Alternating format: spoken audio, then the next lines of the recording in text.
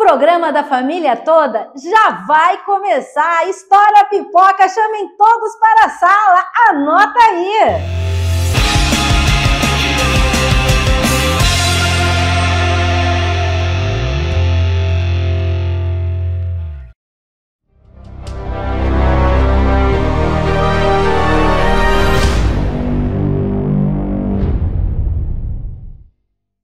Vamos falar sobre desenho. Desenho, Ana Paula? É, desenho.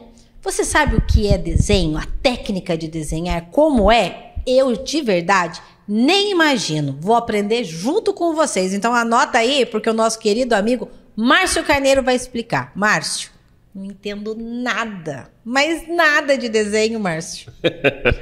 Como que é isso? Vai, começa do comecinho, que nem na escola quando vai alfabetizar, tá bom?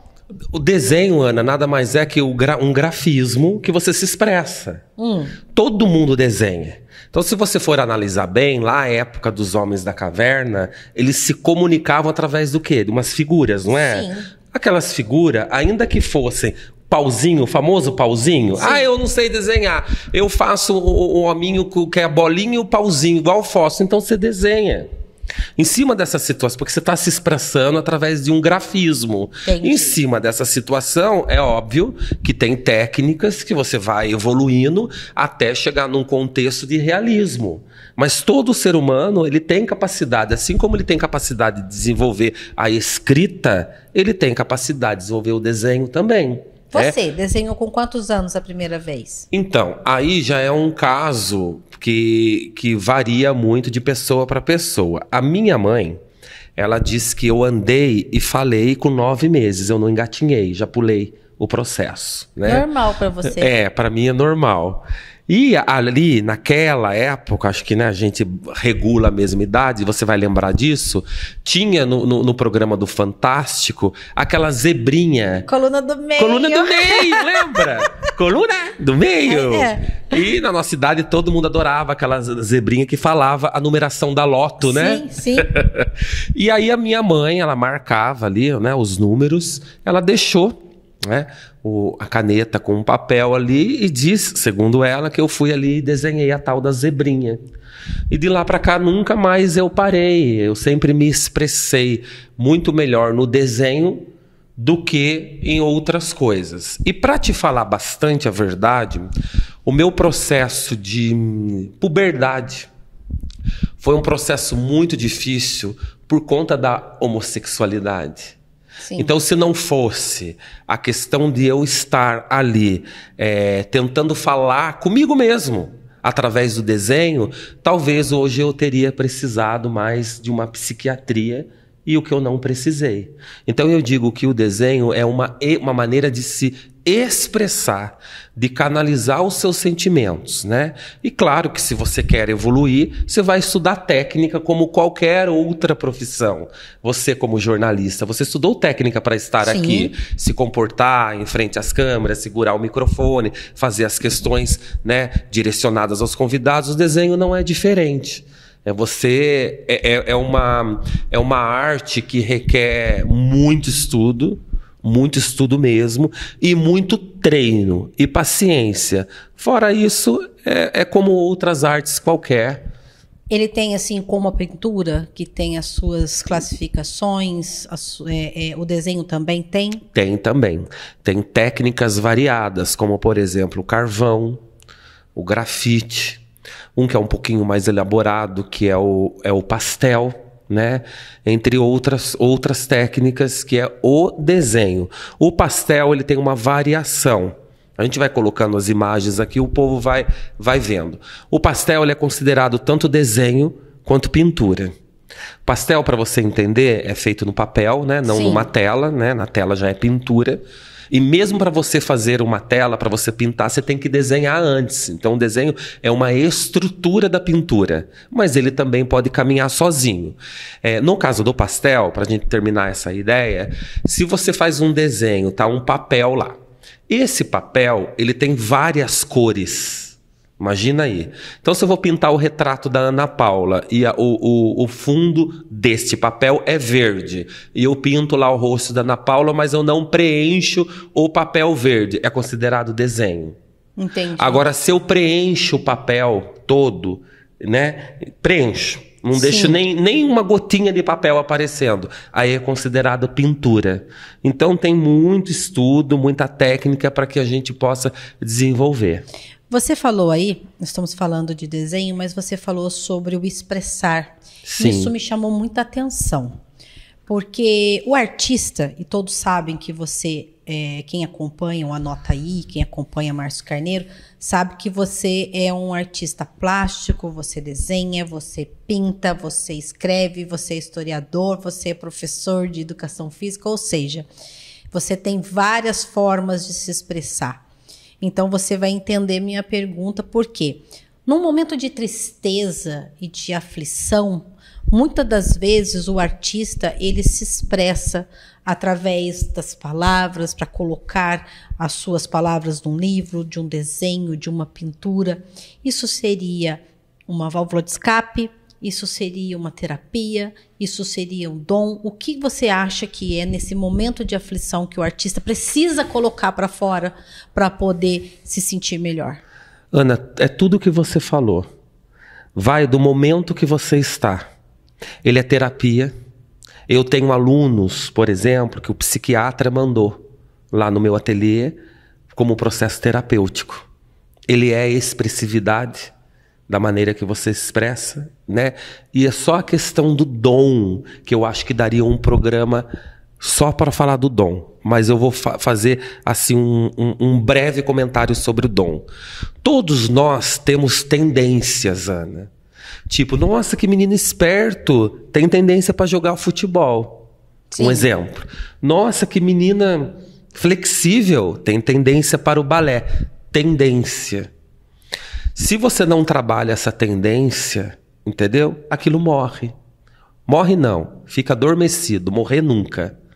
Nada, os nossos talentos nunca morrem, eles ficam adormecidos. Eu, especialmente, não gosto muito da palavra dom, por quê? Porque dom, e eu posso explicar isso nos programas aí, mais para frente, relacionado à arte, e que tem um fator histórico que não vem ao caso explicar agora, mas você vai estar entendendo. O dom é algo que acaba afastando o artista das suas práticas negociáveis. Se é dom, vem de Deus. Se vem de Deus, tem que ser de graça. Sim. A cabeça das pessoas é assim.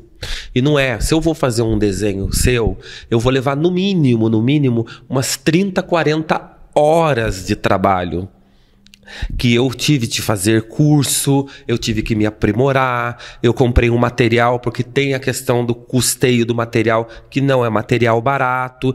E muitas vezes as pessoas, elas se ligam ao dom de uma maneira errônea. Ah, me dá um desenho aí, me dá uma tela aí, como se assim, sabe, a mágica, Sim. como se fosse mágica.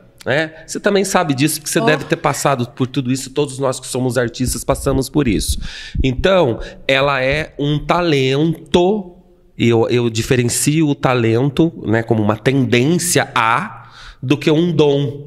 É claro que você vem ali com umas pessoas têm mais jeitinho, outras menos jeitinho, né?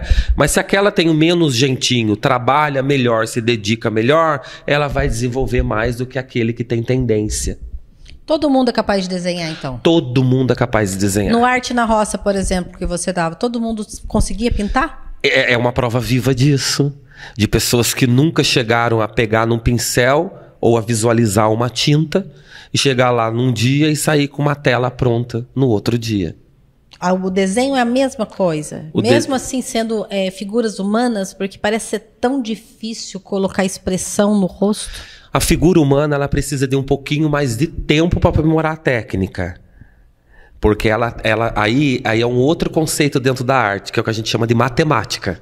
Uhum. Quando você pinta uma paisagem, você pinta qualquer outra coisa, você se expressa de uma maneira sem se preocupar com a matemática. O rosto é matemático. Você vai ver, por exemplo, a medida do olho, com a medida do nariz, com a medida do... Se quiser, a gente faz um programa desse que é preciosíssimo. Gente do céu. E a gente pensa, né, que nós leigos, quando vemos um artista desenhando, a gente usa a palavra, é um dom. A pessoa nasceu sabendo. Não, só a título de ilustração rapidamente. Só um exemplo. Olha, eu pego o olho. A medida, né? A medida do olho. A distância que eu tenho daqui do final de um olho para o início do outro é exatamente o tamanho do mesmo olho. Então, olha, 1, 2, 3. Que absurdo! Se eu pego com essa medida do olho, eu construo o seu rosto inteiro. Se eu pego esse olho aqui, ó, e eu viro, eu tenho o tamanho exato até a narina. Se eu pego daqui da narina até a boca, olha aqui, ó. A metade do olho é essa distância. Que absurdo, gente! Se eu pego a minha pupila, risca, olha no meu olho aqui, ó. Sim. Risca a pupila, vai dar no canto da minha boca. E por aí você constrói o rosto. E independente das suas medidas ser iguais à minha ou não, essas medidas são universais. É estudo, é matemática. Gente, tô de boca aberta. Estou de boca aberta. Márcio, fique à vontade. Fique à vontade, porque, olha, o que ele fez aqui agora é espetacular. Você viu? O que ele em mostrou segundos... aqui agora, em segundos, eu nunca podia imaginar. É surreal. É surreal que um artista... E as pessoas acham, me dá um desenho aí. Pois é. Não é dar um desenho, né, Márcio? É muita técnica. É trabalho, técnica, anos muita de estudo. leitura. Tem que ser valorizado. E, infelizmente, as pessoas não têm essa percepção. E o artista acaba sofrendo com a sua desvalorização. Exatamente. Porque a valorização é monetária. Tem que ser. Exatamente. Márcio, muito obrigado pela participação. Eu que agradeço. Nota aí. Gente, anotaram aí? Prestou atenção? Vai ter mais. Aguarde.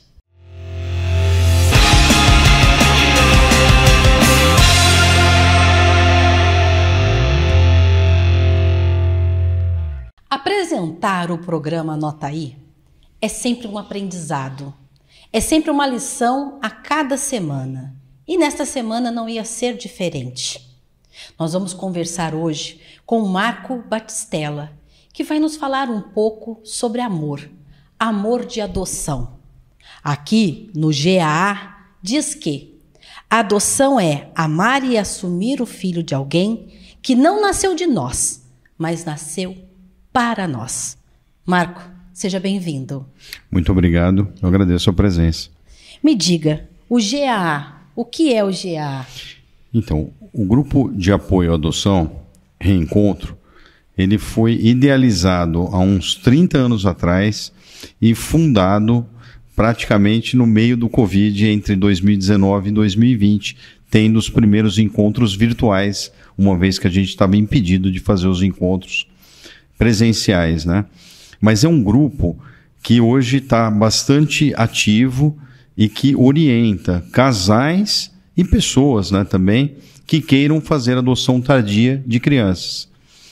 Então é um grupo que visa não somente apoiar estes pais ou esses casais, mas também buscar uma maior eficácia de todo o sistema estadual e nacional. Nós não estamos falando só do município de Taubaté, estamos falando de todo o estado de São Paulo e a nível nacional, melhorar os indicadores de adoção do país, fazendo com que essas crianças possam ter a oportunidade de adentrar a lares e terem os seus pais e suas mães adotivas. É um assunto bem complexo que ficaríamos aqui muitas horas para poder esmiuçar tudo que realmente é necessário. Os nossos minutos serão poucos, mas eu queria aproveitar e perguntar para você, direto ao ponto, a maior dificuldade na adoção? A maior dificuldade está nas pessoas, de acreditar que a burocracia é muito grande, né, e se afastar, dizendo, é muito difícil, então eu não vou buscar apoio, eu não vou buscar nada, porque eu li ou alguém me falou. Então, para mim, que sou o pai de adoção de 3 crianças, há 21 anos atrás, está se formando aqui na Unital, e outros 2 no caso, né, meninas, que eu adotei há 2 anos atrás, com idades de 2 anos e 9 anos, o sonho se realizou pela segunda vez. Então basta acreditar, mas buscar equipes de apoio como a nossa, que possa orientar e desvincular da cabeça desses casais que sim, é possível, sim, é fácil. Sim, dá para sonhar com você ter essa maternidade ou essa paternidade e buscando ainda um bem maior, que é qual? Que a gente possa encontrar pais para essas crianças e não crianças para os pais, e sim pais para essas mais de 5.000 crianças que estão em lares aguardando adoção.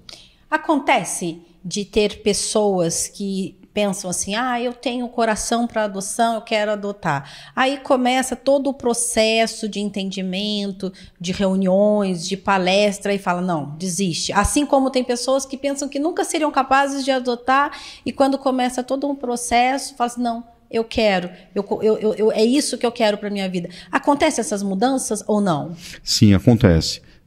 Tem muita gente que chega convicto, né? E não tá certo, nós já queremos, dá para ser amanhã, eu já quero preencher a ficha hoje, né? Tem uma ficha que a gente passa para o casal assim que eles vão tendo a primeira palestra, né?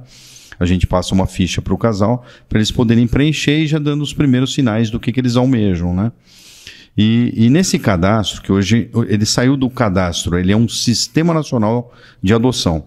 Nesse Sistema Nacional de Adoção, você preenche com os dados escolhendo a faixa etária que você quer fazer essa adoção. Geralmente a faixa, quanto maior, mais ampla, maior é a sua chance. Então colocar lá de 2 anos a 10 anos é melhor do que colocar de 0 a 1 ano.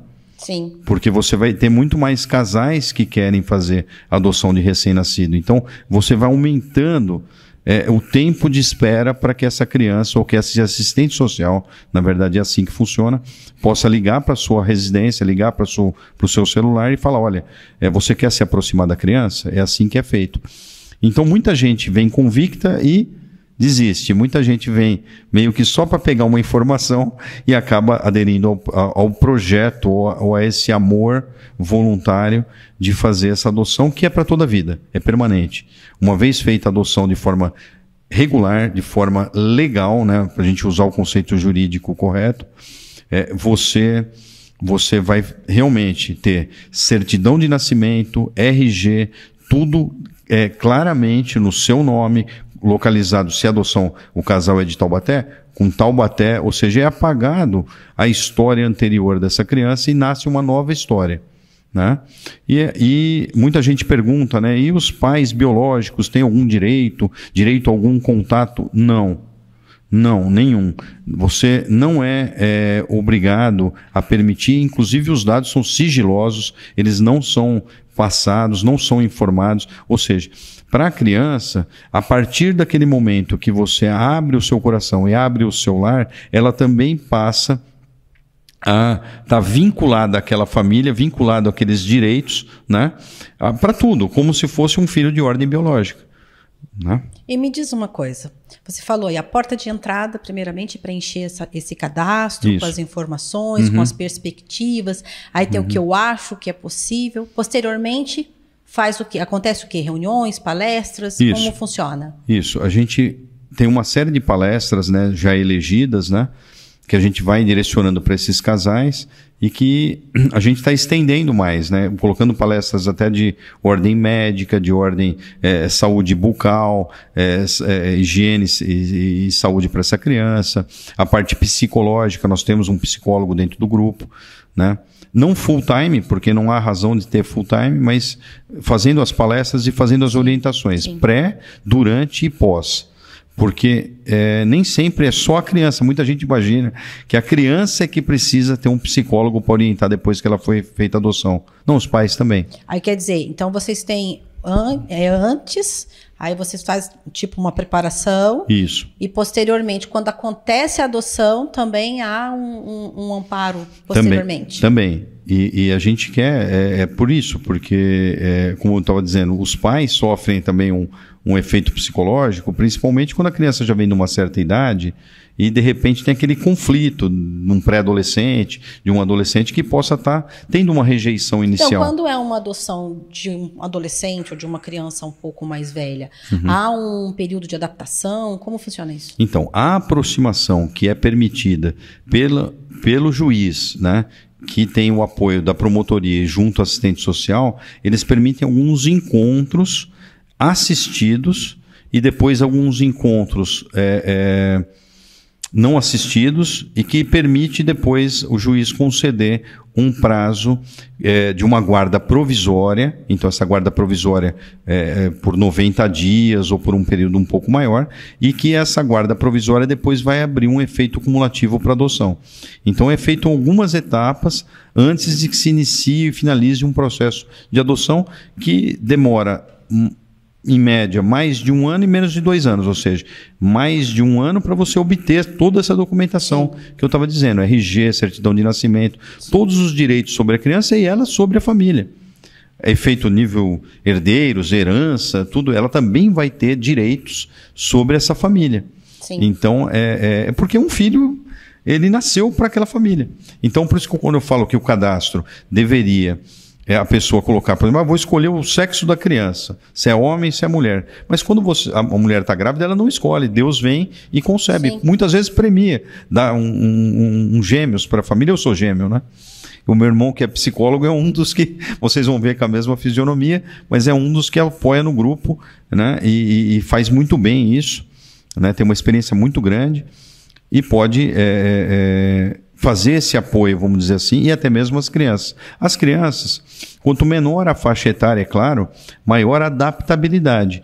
Mas depois de uma certa faixa também, elas compreendem rapidamente o que está acontecendo no contexto, o que acontece com elas, qual é o processo, e evoluem rapidamente. O período de adaptação dos pais para com os filhos, aquele amor vai nas 24 horas, mas assim, o período demora algo em torno de 4 a 6 meses, você já está muito apegado à criança e ela muito apegada a você, né?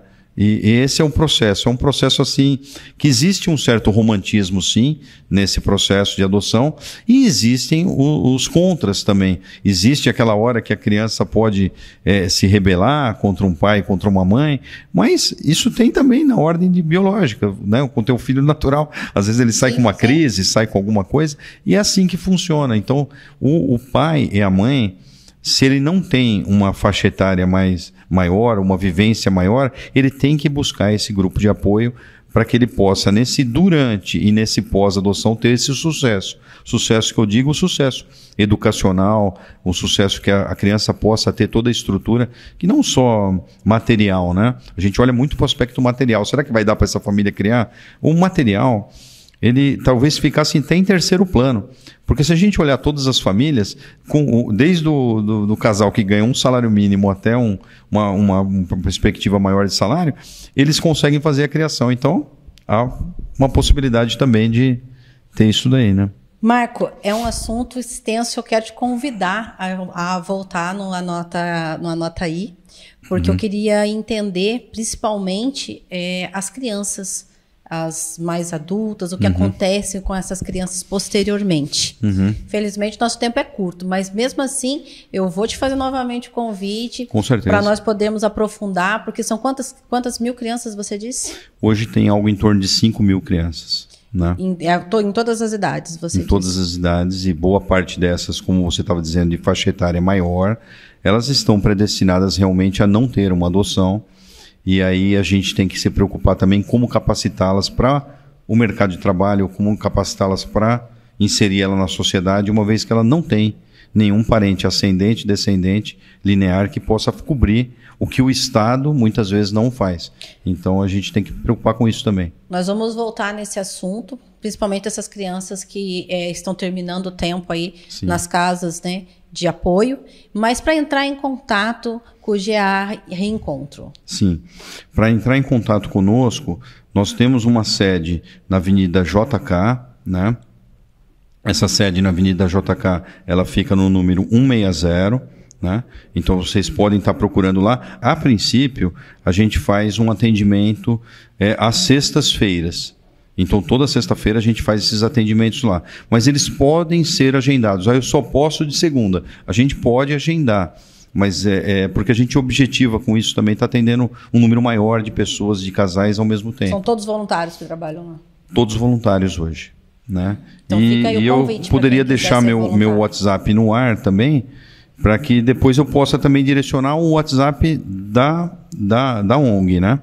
Então eu vou deixar meu WhatsApp no ar, que é o prefixo 12 para quem for de fora, 997746630. Aí eu já direciono, dependendo do que a pessoa ou o casal precisar, eu já direciono e já marco o primeiro encontro.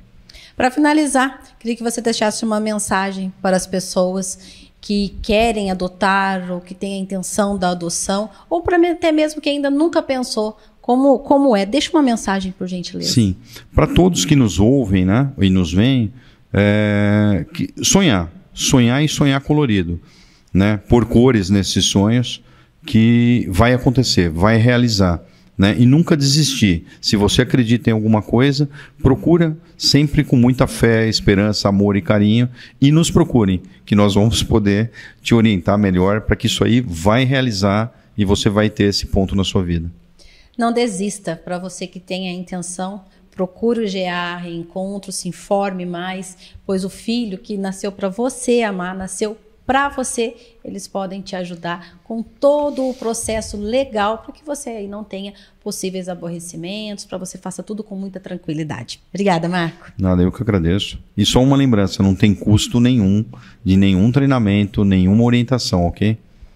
É isso aí, pessoal.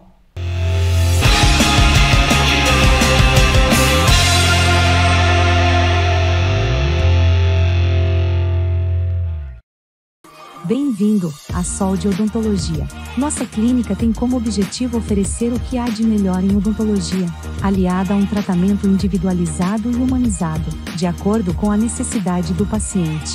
Nossa equipe é formada por especialistas que atuam na área de cirurgia e traumatologia bucomaxilofacial, harmonização orofacial, ortodontia, odontopediatria, prótese dentária, implantes dentários e clínica geral. Tratamentos facilitados e acessíveis, pensados com carinho e com o auxílio de muita tecnologia. Conquiste um sorriso confiante, com muita saúde aqui com a gente. Solde Odontologia.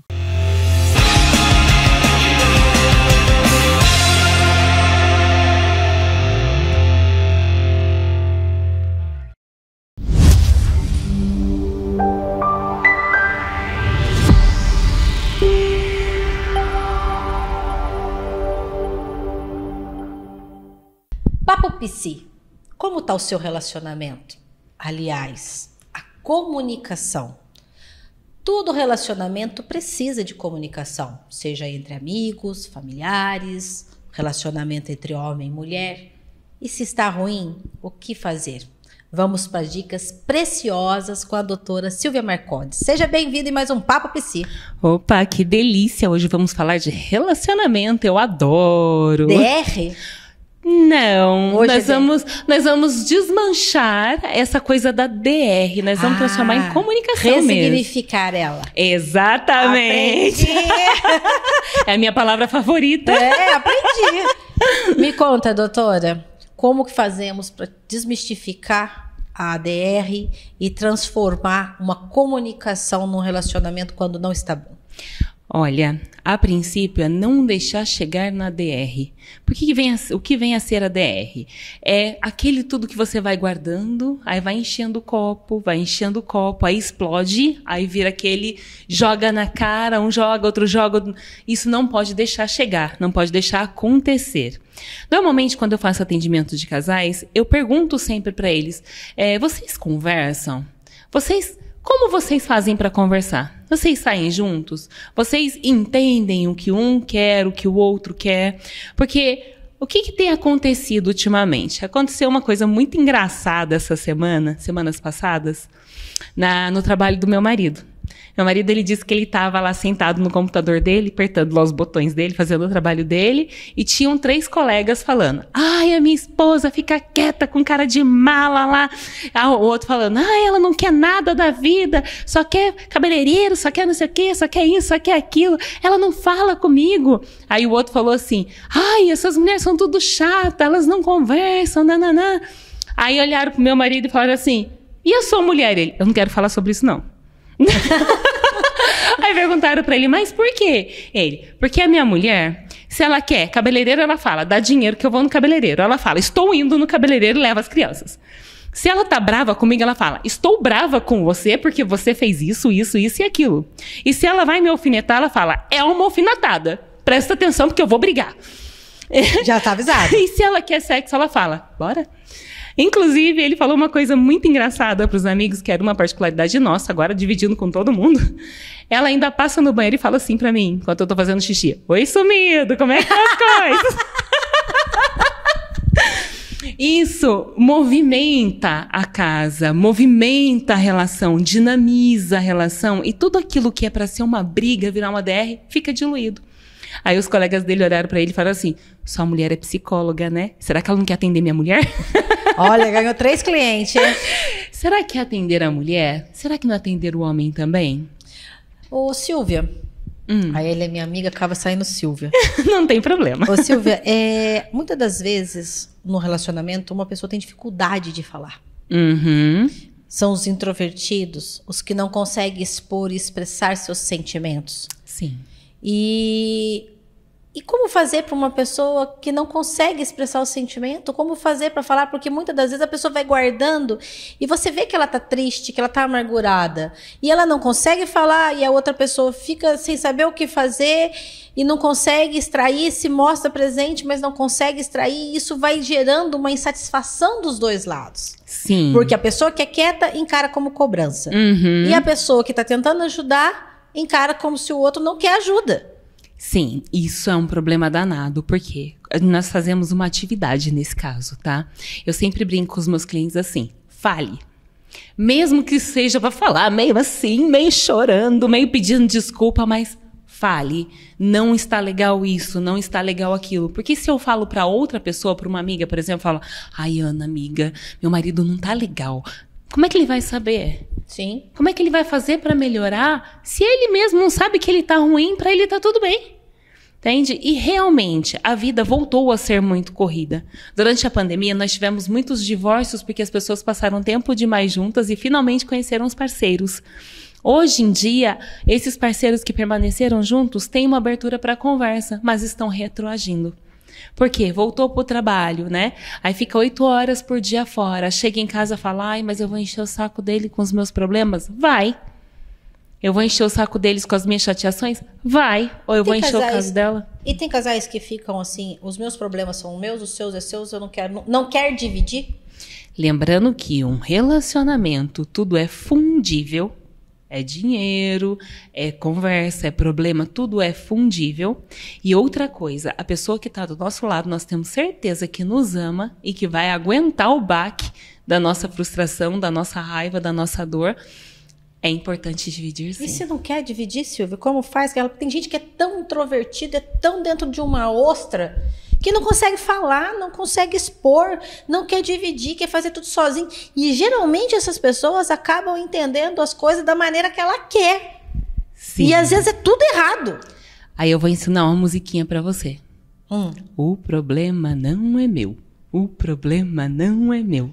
É a musiquinha que eu costumo ensinar pros meus clientes, pro meu filho. Meu filho, eu só faço assim, ele já começa. O problema não é meu. Porque a pessoa escolheu estar naquela situação. Mas então, e como tem um relacionamento? Aí não tem relacionamento. Tem relacionamento. Como, criatura? Claro que tem. Comigo, entendendo que você escolheu resolver essas coisas e que eu escolhi dividir as minhas com você. E te dou abertura para você dividir as suas comigo. Se não divide, porque o problema não é meu. Exatamente. Tá tudo aberto. É um relacionamento. É um vai e um volta. Né? É junto, são duas pessoas totalmente diferentes. Uma outra perspectiva. Exatamente, porque é a perspectiva real. É o ressignificando as coisas. A partir do momento que eu te disse, você quer uma ajuda, você fala, não, pode deixar que eu resolvo. Eu só falo pra você assim, eu estou aqui porque eu faço parte da sua vida e se precisar de mim, me avisa, mas eu quero ajuda. Certo. Aí você deixa aberta a porta para a pessoa poder te buscar, mas você também não invade o espaço dela. Uma hora ela vai entender e vai buscar. Porque ninguém dá conta sozinha, né? Uma andorinha só não faz verão. Sim, fica um relacionamento, a princípio, aparentemente, em falso. Não. Parece que fica... Quando você é psicóloga de fora falando uma coisa, mas quando a pessoa tá dentro, parece que tá de um lado só, assim. Parece que, né, tá meio cambeta, né? É porque você tem a necessidade de ajudar. Então, mas isso é o quê? Isso é personalidade? Isso é personalidade. Aí é uma coisa sua e não do outro lado. Ana, eu sou casada com um autista e isso não é segredo pra ninguém. Pois é, gente. Um autista de alta performance, né? O que é um autista de alta performance? Ele tem síndrome de Asperger, ele é extremamente inteligente e não tem habilidade social nenhuma. E, em contrapartida, eu sou uma hiperativa, né? Então, ficou super legal. Ele é todo tranquilo e eu toda agitada. Quando eu falo com ele, esses dias eu falei pra ele assim, amor, você me ama? Ele, eu já falei no dia do casamento. Gente, eu sou casada há 7 anos, isso tem que ficar renovando, por favor. Só que eu, enquanto esposa... A resposta dele foi ótima. Mas eu já falei no dia do casamento. E o beijo também. Beijo ele não gosta muito não, né? Mas brincar ele gosta. Aí beijo ele não gosta muito não. Aí toda vez que eu vou dar um beijo nele, ele faz... Tá bom. Eu, amor, dá um beijo gostoso a ele. Mas eu já dei no dia do casamento. Misericórdia. Então, olha a comunicação, sabe? E foi a resposta que ele deu pros colegas dele. Os amigos dele perguntaram pra ele, ele falou, não quero falar sobre isso não, porque a mulher fala demais. Ele, em contrapartida, escolhe ficar em silêncio. Eu entendo. Eu falo pra ele assim, amor, o seu silêncio pra mim me diz muita coisa. Mas daí, quando ele quer conversar, ele não conversa diretamente com... Ai, tô bravo com você, porque você isso, porque você aquilo. Ele começa assim... Você sabia que em 1938 as mulheres tinham que se submeter a algumas coisas? Tá, conceito histórico. Qual é do hoje? Porque eu já entendi a nossa comunicação, como funciona. E eu já entendi que as coisas que ele quer guardar pra ele, ele quer processar, ele quer estar com ele, o problema não é meu. Boa. A porta tá aberta. Boa. Tá aí, meninas. Dica de hoje. O problema não é meu. O problema não é meu. Se quer dividir, estamos aqui para ajudar. Mas também, se não quer, tá tudo certo. O problema não é meu, mas eu quero ajuda. E outra coisa, ajuda. Ana, que é importante a gente saber. Nós estamos escolhendo não participar daquela situação porque eles escolheram, né? O outro lado, pode ser mulher, pode ser homem, escolheram não fazer a nossa participação. Se um dia vem o retorno, porque pode ser que venha, nossa, mas eu estava tendo problemas e você não me ajudou. Você pode dizer assim, não é jogar na cara. Vamos deixar isso bem claro. Porque muita gente fica assim, mas daí eu vou jogar na cara. Não é jogar na cara. É dizer, eu sempre estive aqui. É a forma de dizer, né? Sim. Agora se eu falar assim, sério? Por que você não me procurou então? Aí ficou ruim. Agora se você fala assim, mas eu sempre estive aqui. Era só me chamar. Tá aí. Anotou? Anotou aí no Papo Psi? Pois é. Relacionamento sempre é difícil, sempre é complicado, mas sempre tem uma saída. E se você não consegue achar a saída, está na hora de procurar um profissional. E o profissional vai transformar aquele problema enorme num problema, pequenininho. Até a próxima.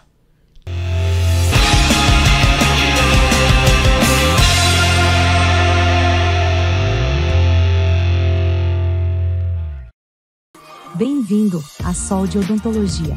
Nossa clínica tem como objetivo oferecer o que há de melhor em odontologia, aliada a um tratamento individualizado e humanizado, de acordo com a necessidade do paciente. Nossa equipe é formada por especialistas que atuam na área de cirurgia e traumatologia bucomaxilofacial, harmonização orofacial, ortodontia, odontopediatria, prótese dentária, implantes dentários e clínica geral. Tratamentos facilitados e acessíveis, pensados com carinho e com o auxílio de muita tecnologia. Conquiste um sorriso confiante, com muita saúde aqui com a gente. Sol de Odontologia.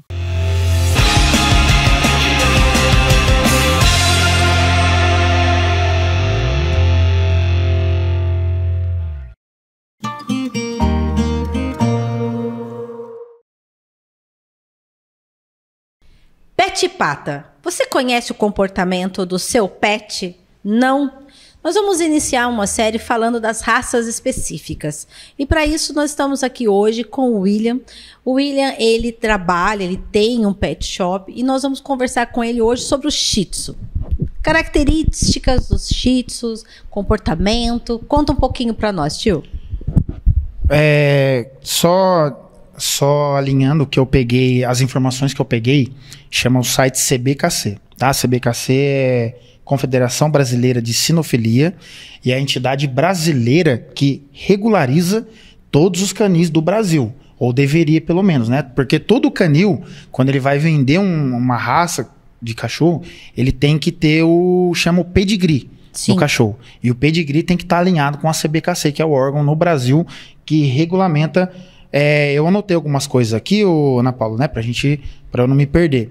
Então falei, né, e a CBKC é filiada à Federação de Sinológica Internacional também. Então você vê que são órgãos competentes, são órgãos que estão aí para o pessoal não começar a vender gato por lebre, entendeu? Sim. Que regulariza tudo, eles fiscalizam, ou deveriam fiscalizar também, para os cachorrinhos não sofrer, né? Principalmente as matrizes, né?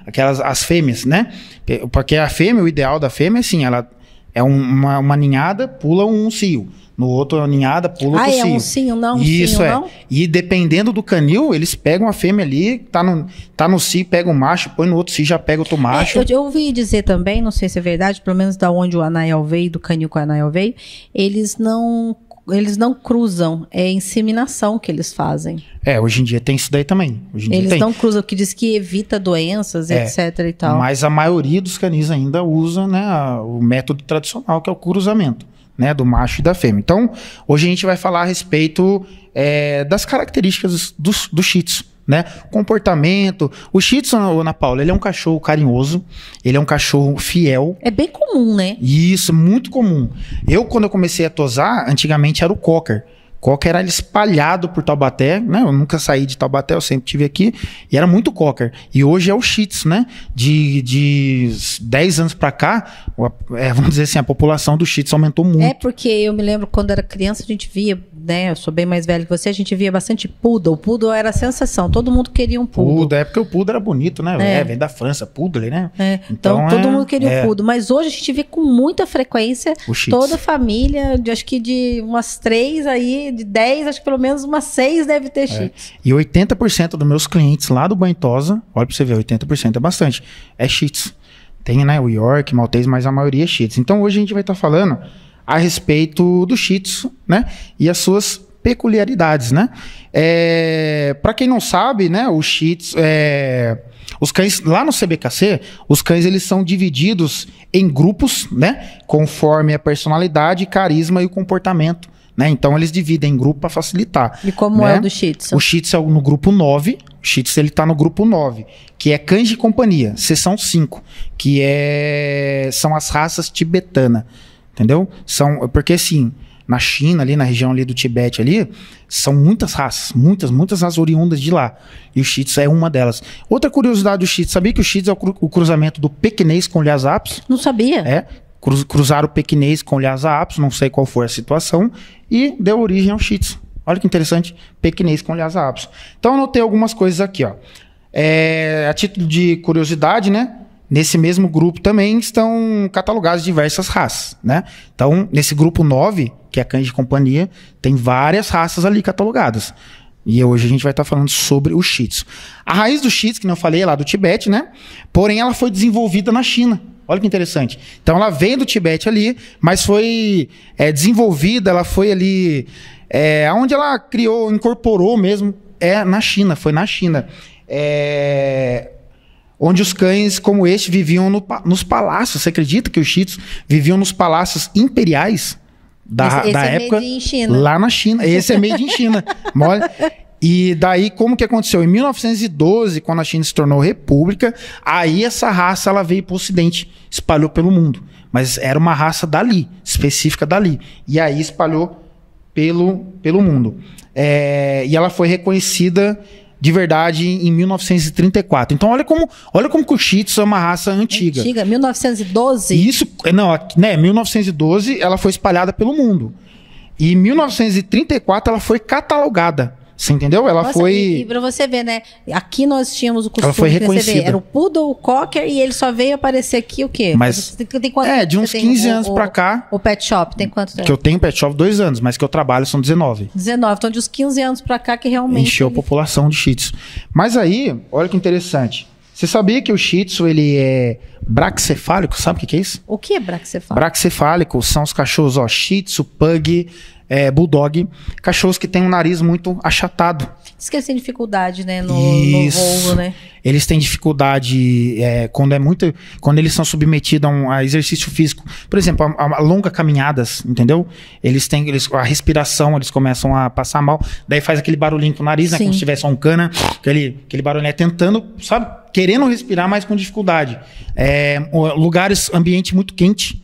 Né? Por isso que é legal sempre, se puder, ter um ventiladorzinho ligado no ambiente, porque ele deita no chão, ele abre as pernas para refrescar. Tem algum cuidado específico no banho e tosa pra eles? No banho e tosa tem um cuidado específico. Primeiro, a temperatura da água.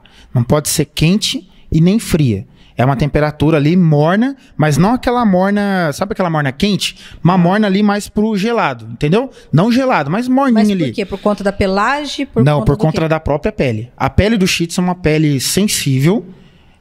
Do Maltese é mais, mas do Shih Tzu é sensível. E é uma pele que, submetida a temperaturas altas, pode começar a dar ferida, né? Começar o cachorro coçar, porque daí ela esquenta, né? Vamos supor, esquenta a região, o cachorro começa a coçar, pode dar alergia. Então tem que ter. Outra coisa, secador. Isso que eu ia perguntar, você falou sobre eles têm problema com o lugar quente, na hora do secador. Exatamente, o secador também. É de morno para gelado. Quando a gente diz gelado, não que o secador seja gelado, mas quando você põe ali no desligar, né? Ele não esquenta. Então é dessa temperatura para baixo, porque senão pode causar o mesmo trauma que a água muito quente. Você entendeu? Tem tem cachorros que a pele são mais resistentes, mas a do Shih Tzu é uma pele sensível que infelizmente tem muita facilidade. Outra coisa, pulga, carrapato, dá alergia, dá muita alergia nessas raças. E essa situação da respiração dele, essa dificuldade dele para respirar, atrapalha? Tem cuidado específico no banho e tosa? Tem cuidado específico, principalmente na hora de secar. O Shih Tzu, ele tem 2 grandes problemas, que é o nariz, né? E o olho. Então, imagina você tá passando um instrumento desse aqui. É, porque o olho dele é grande. Isso. Né? Não, e pertinho aqui, né? Pertinho. É bem colado aqui com o nariz, é bem colado com o olho. Então, aqui, é bem próximo, essa região né? é cheia de pelo, Então, você imagina para você tá passando aqui e secando, né? Então, tem que ter todo cuidado. Normalmente, o ar é direcionado. Tenta imaginar que a minha mão é um secador. Então, o Anael é um Shih Tzu. Então, a gente direciona o ar na lateral, para não ir de frente com o olho, porque senão pode ressecar o olho. É, porque tem um olho grande. Isso, pode ressecar o olho. Aí ele começa a ficar piscando assim, né, com dificuldade. Aí tem que usar colírio. Então pode causar todo... Então tem que secar sem estar na direção sempre do com o olho. secador, isso, de lado. E aí o vento vem batendo aqui na lateral, onde a gente vem secando. Você entendeu? Para não ir direto... Para não correr o risco dele ficar se afogando assim, naquela. Querendo, porque imagina o ar batendo. E tem de algum frente. instrumento específico que usa para o Shih Tzu, para a pelagem dele, principalmente nessa região do olho, essa dificuldade toda que tem? No banho e tosa, qualquer rasqueadeira pode ser usado, mas eu particularmente, quando eu tô secando o Shih Tzu, eu uso esse daqui. Por ele ser maleável, tá vendo? Ó? Então eu passo aqui assim nele e eu não corro o risco de pegar o olho. Porque eu sei aonde eu tô vendo, porque como essas daqui são pequenas... Ela é bem isso. da ponta como dela. essas outras aqui são menores, as cerdas, eu não tô vendo onde eu tô passando. Eu corro de pegar o olho. Então eu gosto de passar essa aqui que é maior, eu vejo onde eu tô passando, o vento tá batendo, eu tô secando ali, tranquilo, sem maior dificuldade. Se for um Shih Tzu mais agitado, eu gosto de usar o pente. Mesma situação, porque eu vejo onde eu tô passando. Né? Aqui eu tenho o controle de onde eu tô passando, para não correr de pegar o olho. Mas, infelizmente, tem casos que acontecem. Entendeu? Porque o cachorro, eu costumo dizer, não é um objeto, né, inanimado. Não é que nem um microfone aqui que eu manuseio, eu vou, levo para cá, eu faço o que eu quero. Eles têm vida. Gosta disso, não gosta daquilo, pode isso, não pode aquilo. Então, todo cuidado é pouco, mas às vezes acontece algum incidente. Fazer o quê, né? A gente toma cuidado, mas faz parte. Pet e Pata. Hoje o assunto foi Shih Tzu. E muito interessante. Anota aí. O direito é seu. Quantas dúvidas nós temos na área do direito? Somente aos poucos, enquanto a vida vai passando, é que nós vamos detectando alguns problemas e aí buscamos assistência e ajuda ao profissional. Agora, hoje, o assunto é muito importante. Nós vamos falar sobre o LOAS. Você sabe o que é o LOAS? Não? O Dr. Jones explica. Seja bem-vindo, doutor. Obrigado, Ana Paula. Boa noite. Prazer estar contigo novamente. Me diga, o LOAS, o que significa essa sigla? Então, o LOAS é um benefício assistencial concedido pelo INSS, tá? Na verdade, o nome dele exato significaria benefício assistencial à pessoa com deficiência ou à pessoa idosa, tá? Essa sigla significa Lei Orgânica da Assistência Social. Então, muitas pessoas conhecem esse benefício como LOAS, que é o nome mais conhecido popularmente, mas ele significa, basicamente, é o nome da lei, né? Que é a lei que prevê essa concessão desse benefício assistencial. E esse benefício assistencial, ele é concedido, a grosso modo, que eu sei que existe bastante, mas a grosso modo, a que tipo de deficiência, assistência? Então, como o próprio nome diz, é um benefício assistencial, né, do governo federal. Ele é concedido para pessoas que dependam, né, de algum benefício, porque tenham baixa renda, né, têm alguma necessidade, né, questão econômica, não possam prover o seu próprio sustento sozinho e também não possam ter esse sustento provido pela própria família. E ele é devido para essas pessoas que não podem, né, ter o sustento provido por si próprio ou pela família e que não tenham condições de trabalhar, seja por ter uma deficiência, né, ou por ter uma idade muito avançada, a partir dos 65 anos de idade. 65 anos de idade já é considerado uma idade avançada, doutor? Sim, pela legislação, idade avançada é a partir de 60, mas para fins de concessão do benefício assistencial do LOAS é a partir de 65. Então é para a pessoa que tem a deficiência ou que tem uma idade avançada, além dessa questão da necessidade econômica. E como que uma pessoa ela detecta, por exemplo, o senhor disse aí, a pessoa não pode trabalhar, não consegue prover o seu sustento, a família não consegue prover o sustento dela, aí ela pode buscar aí o benefício do LOAS. Mas muitas pessoas não entendem o que é realmente. Será que eu realmente não posso? Será que a pessoa realmente não pode? Como que ela pode detectar que aquela pessoa não pode prover, né, o seu sustento? Porque a gente vê às vezes algumas pessoas que elas nem têm consciência que elas tinham direito a esse benefício. Exatamente, muitas pessoas não têm essa consciência que tem direito ao benefício, né, mas tem, tá? Essa questão da renda, né, dessa impossibilidade financeira, ela é declarada pelo cadastro único, que é feito no CRAS municipal, tá? Muita gente já tem esse conhecimento que pode fazer essa declaração de renda no CRAS por conta do benefício emergencial, do auxílio emergencial, Auxílio Brasil. Para esse benefício, para esse auxílio, já é necessário esse cadastro, né, esse cadastro único no CRAS municipal. Mas, para fins de LOAS, para fins do benefício assistencial, também é necessário esse cadastro. Então, a pessoa vai lá, declara a renda familiar, né? E com base na renda per capita da família, ou seja, na renda de todo mundo da casa, né, dividido pelo número de pessoas, né, que moram lá, vai se verificar se a pessoa tem essa possibilidade econômica ou não. Tem ideia de lógico que tem, né? Mas quanto seria esse valor dividido, o valor X dividido por pessoa? Quanto abaixo seria por pessoa ter direito a buscar o benefício do LOAS? Então, a LOAS, né, a Lei Orgânica da Assistência Social, ela prevê essa renda de 1/4 do salário mínimo per capita. Ou seja, tem 4 pessoas na casa. Uma pessoa recebe um salário mínimo, então esse salário mínimo vai ser dividido por 4 pessoas e vai ser 1/4 do salário mínimo. Esse seria o teto, basicamente, para o INSS, pelo menos em âmbito administrativo, tá? Mas a legislação e o Poder Judiciário, eles já estendem esse teto para além desse valor. Na verdade, não existe, né, na Justiça Federal um valor teto, desde que a pessoa comprove que, mesmo que ganhando um pouco mais do que isso, né, mesmo que essa renda per capita seja um pouco superior, essa pessoa prove que não possa prover o seu sustento ou tê-lo provido. Então, essa prova ela pode se dar por outras maneiras, né? Às vezes, muitos gastos, às vezes a pessoa tem uma necessidade muito específica, né? Alguma medicação muito cara, que não é, por exemplo, disponibilizado pelo SUS, né? Outros meios também. Às vezes a pessoa mora de aluguel, tem uma pessoa que... É levado em conta também as despesas. Com certeza. Já sobre a parte de deficiência, a lista é muito extensa ou ela é bem reduzida com relação à deficiência para buscar o benefício? Então, Ana Paula, deficiência não tem uma lista, não tem um rol, né, do que seria uma pessoa com deficiência. Essa deficiência ela vai ser avaliada em perícia médica no âmbito ou do INSS ou na Justiça Federal. Então vai ter um médico perito que vai avaliar essa pessoa, né, para dizer se ela tem essa deficiência ou não. Na legislação já é entendido deficiência como uma incapacidade habitual e prolongada ao trabalho pelo período de 2 anos ou mais. Então, se a pessoa ela for considerada incapaz ao trabalho por um período mais prolongado, né, por pelo menos 2 anos, ela já vai ser considerada deficiente. Então, pessoa com deficiência, muitas vezes a pessoa acredita que seja uma deficiência física, mas não necessariamente. Pode ser outro tipo de deficiência, como deficiência intelectual, sensorial, né, mental. E também pode ser entendida como essa incapacidade habitual para o trabalho. Vamos, assim, esclarecer uma dúvida. O LOAS, né, é diferente de uma pessoa quando ela se aposenta, correto? Correto.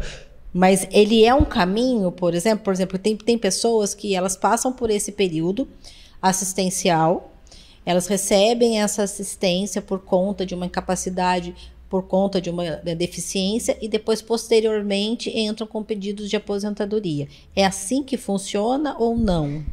Não exatamente. É uma dúvida bem constante também, ótima pergunta até para a gente esclarecer, porque muitas pessoas, na população em geral, as pessoas acreditam que se aposentam pelo LOAS, mas o LOAS ele não é uma aposentadoria e não é um caminho para aposentadoria, é um benefício totalmente distinto, tá? Ele nem é pago pela Previdência Social, ele é pago pela assistência social, né?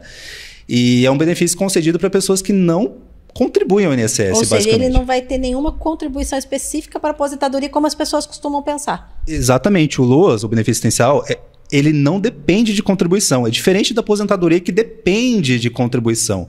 Então, ele não participa, assim, para fins de aposentadoria. Pode ser que, às vezes, a pessoa tem uma deficiência, então ela recebe o LOAS, né, por um período, e quando ela completar 65 anos de idade, talvez ela, para o homem, né, e mulher 62, ela atinja a idade para aposentadoria e já tem o tempo mínimo de contribuição para se aposentar. Então ela pode pedir a aposentadoria também, mas não por receber o LOAS. Não é um caminho para o LOAS, ele não é um caminho para aposentadoria.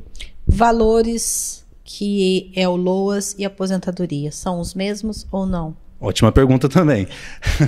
Na verdade, não, tá? A aposentadoria, como ela depende de contribuições, ela tem um valor variável, tá? Então, qualquer benefício do INSS, salvo o benefício auxílio-acidente, qualquer benefício do INSS, ele tem um valor mínimo de um salário mínimo. Ele não pode ser inferior ao salário mínimo. Mas pode ser maior. Então, depende muito do valor da contribuição da pessoa. Se a pessoa paga, por exemplo, sobre o teto, a tendência é que ela se aposente, né, com valor próximo ao teto. Então, tem um valor bem melhor. O LOAS, diferentemente disso, ele é um salário mínimo. Como é um benefício assistencial, né, de auxílio mesmo, e não depende de contribuição, ele vai ser sempre um salário mínimo. E a outra diferença entre LOAS e aposentadoria é que o LOAS ele não tem 13º. Né? Qualquer outro benefício, né, previdenciário, aposentadoria, auxílio-doença, eles, por exemplo, eles vão ter o 13º salário. O LOAS, benefício assistencial, não. Me diz uma coisa, nós temos aí uma situação sobre a questão do salário, do 13º, da aposentadoria, e muitas das vezes o teste de vida no LOAS. Ele tem que estar sendo renovado, tem teste de vida, como que funciona? Existe esse tipo de prova de vida, mas o LOAS é um pouco diferenciado, porque, que nem eu falei, a pessoa ela tem que fazer o cadastro único no CRAS. Só que esse cadastro único ele não é algo que a pessoa vai fazer uma vez e vai ficar ali para sempre. Ele tem que ser atualizado a cada 2 anos. Então, essa prova de vida, em tese, né, ela pode ser feita no próprio CRAS, tá? Esse cadastro único, ele tem validade de 2 anos. Passou desse período, a pessoa não vai lá atualizar, o INSS, ele muito provavelmente vai abrir procedimento de irregularidade e pode cortar o benefício. Então, existe, né? Mas pode ser feito ali no CRAS com a atualização do cadastro único. No caso já da aposentadoria, da prova de vida, já é totalmente diferente. Sim, já é diferente, porque não seria no cadastro único, não depende, né, disso. Essa prova de vida pode ser feita no banco. E atualmente, na verdade, existe até uma instrução nova normativa do INSS que essa prova de vida vai ser automática. Então depende do próprio INSS, né, verificar, fiscalizar essa questão. Então o segurado ele pode até ficar mais relaxado enquanto a isso. É isso. O direito é seu. Deu para entender um pouquinho sobre LOAS e a diferença? Deu para esclarecer algumas dúvidas? Fique atento em mais dicas aqui no nosso quadro Falando que o Direito é Seu. E aí, a família gostou? Semana que vem, pode aguardar que tem mais.